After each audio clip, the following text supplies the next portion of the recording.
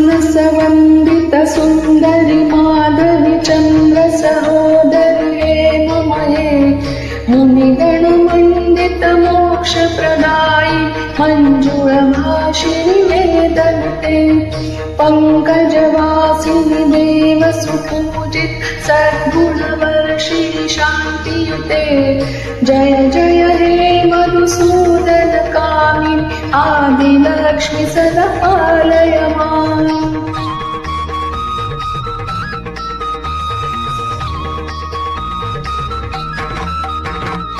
अहिकलिकल्मषनाशिनि कामिनि वैदिकरूपिणि वेदमये क्षीरसमुद्भव मङ्गलरूपिणि मन्त्रनिवासिनि मन्त्रनुते मङ्गलगायिनि अम्बुजवासि देवगणाश्रितपादयुते जय जय हे मधुसूदनकामि धान्यलक्ष्मि सदा पालय माम्।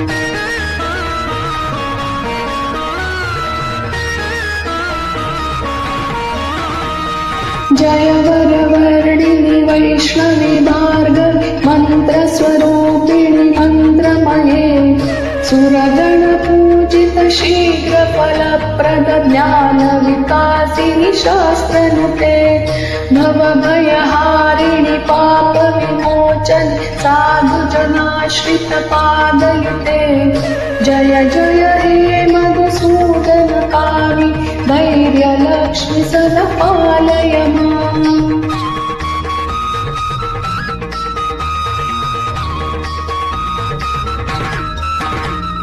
जय जय दुर्गतिनाशिनि कामिनि सर्वफलप्रद शास्त्रमये रथगजतुरगपदादि समावृत परिजनमण्डित लोकनुते हरिहर ब्रह्म सुपूजित सेवित तापनिवारिणि पादयुते जय जय हे मधुसूदनकामि गजलक्ष्मि रूपेण पालय माम्।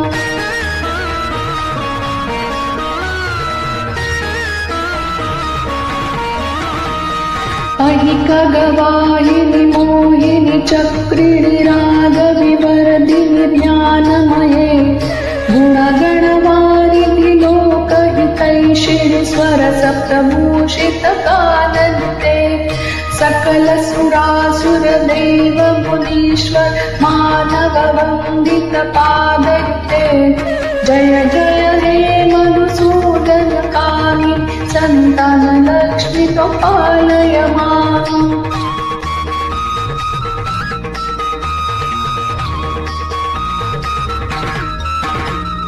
जय कमलासनि सद्गतिदायिनि ज्ञानविकासिनि गानमये अनुदिनमर्चित कुङ्कुमधूसरभूषित वासित वाद्यनुते कनकधरा स्तुति वैभव वन्दित शङ्कर देशिक मान्यपदे जय जय हे मधुसूदनकामि विजयलक्ष्मि सदा पालय माम्।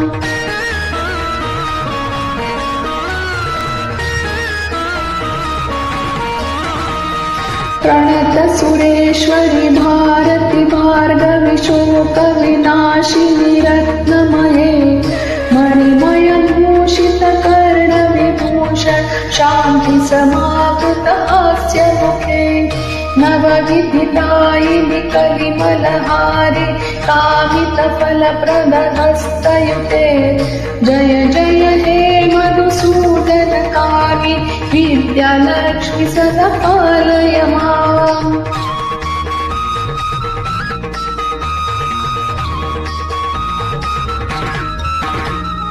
धिमि धिमि धिन्दिमि धिन्दिमि धिन्दिमि धुन्दुभिनाद सुपूर्णमये घुम घुम घुम घुम घुम घुम घुम घुम शङ्खनिनाद सुवाद्यनुते वेद पुराण इतिहास सुपूजित वैदिक मार्ग प्रदर्शयते।